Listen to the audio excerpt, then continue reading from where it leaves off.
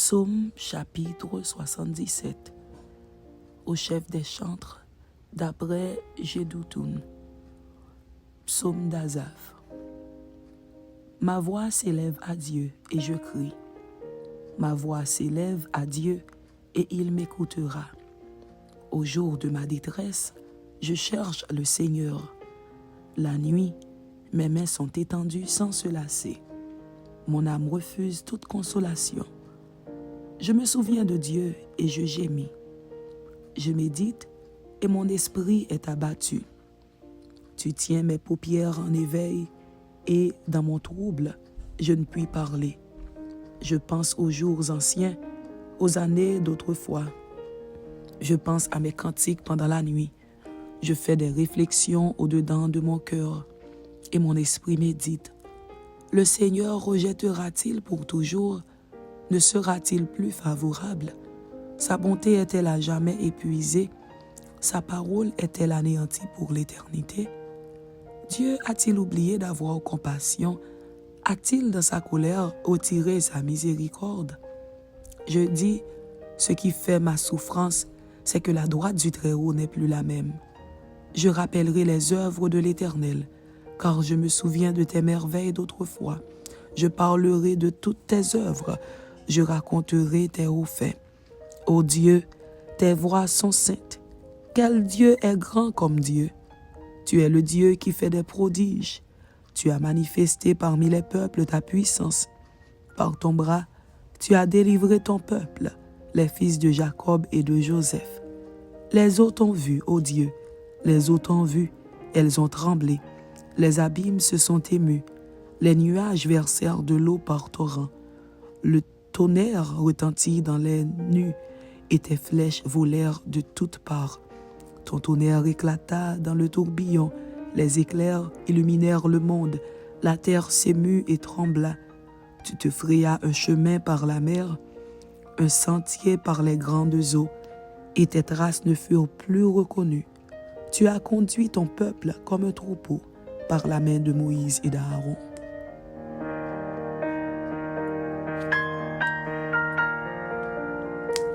Psaume chapitre 78. Cantique d'Asaph. Mon peuple, écoute mes instructions. Prêtez l'oreille aux paroles de ma bouche. J'ouvre la bouche par des sentences. Je publie la sagesse des temps anciens. Ce que nous avons entendu, ce que nous savons, ce que nos pères nous ont raconté, nous ne le cacherons point à leurs enfants. Nous dirons à la génération future les louanges de l'Éternel et sa puissance et les prodiges qu'il a opérés.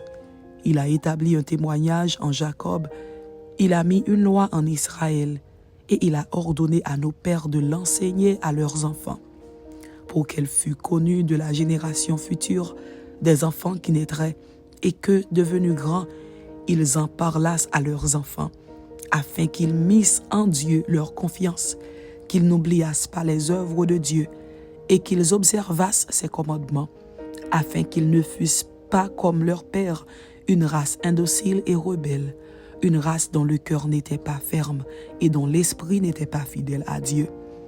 Les fils d'Éphraïm, armés et tirant de l'arc, tournèrent le dos le jour du combat. Ils ne gardèrent point l'alliance de Dieu et ils refusèrent de marcher selon sa loi. Ils mirent en oubli ses œuvres, ses merveilles qu'il leur avait fait voir. Devant leur père, il avait fait des prodiges au pays d'Égypte, dans les campagnes de Tsoan. Il fendit la mer et leur ouvrit un passage. Il fit dresser les eaux comme une muraille.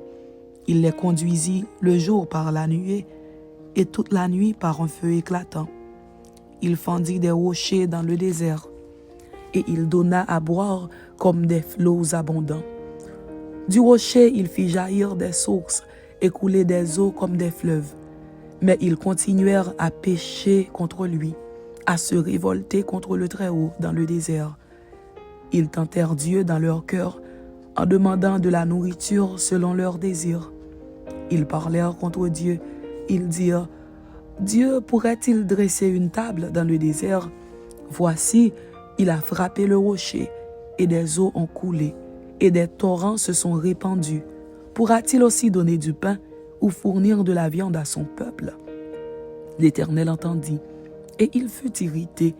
Un feu s'alluma contre Jacob, et la colère s'éleva contre Israël, parce qu'ils ne crurent pas en Dieu, parce qu'ils n'eurent pas confiance dans son secours.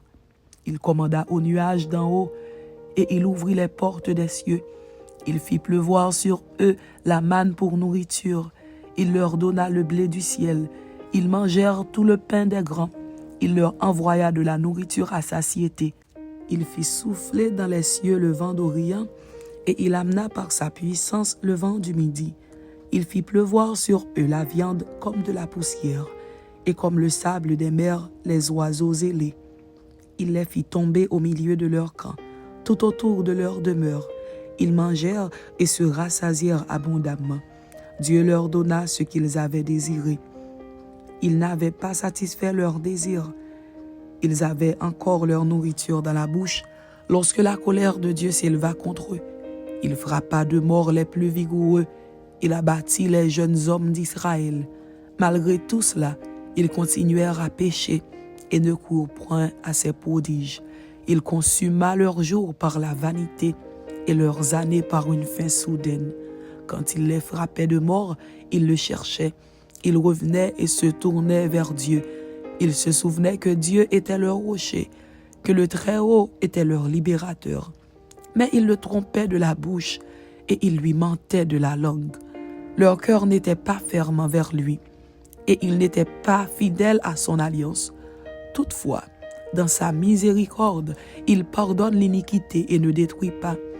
Il retient souvent sa colère et ne se livre pas à toute sa fureur. Il se souvint qu'il n'était que chair, un souffle qui s'en va et ne revient pas. Que de fois ils se révoltèrent contre lui dans le désert, que de fois ils l'irritèrent dans la solitude. Ils ne cessèrent de tenter Dieu et de provoquer le sang d'Israël. Ils ne se souvinrent pas de sa puissance, du jour où il les délivra de l'ennemi, des miracles qu'il a accomplis en Égypte et de ses prodiges dans les campagnes de Tsoan. Il changea leurs fleuves en sang et ils ne purent en boire les eaux. Il envoya contre eux des mouches venimeuses qui les dévorèrent et des grenouilles qui les détruisirent. Il livra leur récolte aux sauterelles, le produit de leur travail aux sauterelles. Il fit périr leurs vignes par la grêle et leurs sycomores par la gelée. Il abandonna leur bétail à la grêle et leurs troupeaux au feu du ciel. Il lança contre eux son ardente colère, la fureur, la rage et la détresse, une troupe de messagers de malheur. Il donna libre cours à sa colère, il ne sauva pas leur âme de la mort, il livra leur vie à la mortalité. Il frappa tous les premiers-nés en Égypte, les prémices de la force sous les tentes de Cam. Il fit partir son peuple comme des brebis, il les conduisit comme un troupeau dans le désert, il les dirigea sûrement pour qu'ils fussent sans crainte, et la mer couvrit leurs ennemis. Il les amena vers sa frontière sainte, vers cette montagne que sa droite a acquise. Il chassa devant eux les nations, leur distribua le pays en héritage, et fit habiter dans leurs tentes les tribus d'Israël. Mais ils tentèrent le Dieu très haut et se révoltèrent contre lui, et ils n'observèrent point ses ordonnances. Ils s'éloignèrent et furent infidèles comme leur père. Ils tournèrent comme un arc trompeur. Ils l'irritèrent par leurs hauts lieux, et ils excitèrent sa jalousie par leurs idoles. Dieu entendit, et il fut irrité. Il repoussa fortement Israël. Il abandonna la demeure de Silo, la tente où il habitait parmi les hommes. Il livra sa gloire à la captivité et sa majesté entre les mains de l'ennemi. Il mit son peuple à la merci du glaive, et il s'indigna contre son héritage. Le feu dévora ses jeunes hommes, et ses vierges ne furent pas célébrées. Ses sacrificateurs tombèrent par l'épée, et ses veuves ne pleurèrent pas. Le Seigneur s'éveilla comme celui qui a dormi, comme un héros qu'a subjugué le vin. Il frappa ses adversaires en fuite, il les couvrit d'un opprobre éternel. Cependant, il rejeta la tente de Joseph, et il ne choisit point la tribu d'Éphraïm. Il préféra la tribu de Juda, la montagne de Sion qu'il aimait. et il bâtit son sanctuaire comme les lieux élevés, comme la terre qu'il a fondée pour toujours. Il choisit David, son serviteur, et il le tira des bergeries. Il le prit derrière les brebis qui allaient pour lui faire paître Jacob, son peuple, et Israël, son héritage. Et David les dirigea avec un cœur intègre et les conduisit avec des mains intelligentes. Amen. C'était Psaume chapitre 77 et Psaume chapitre 78. Que Dieu vous bénisse. Amen.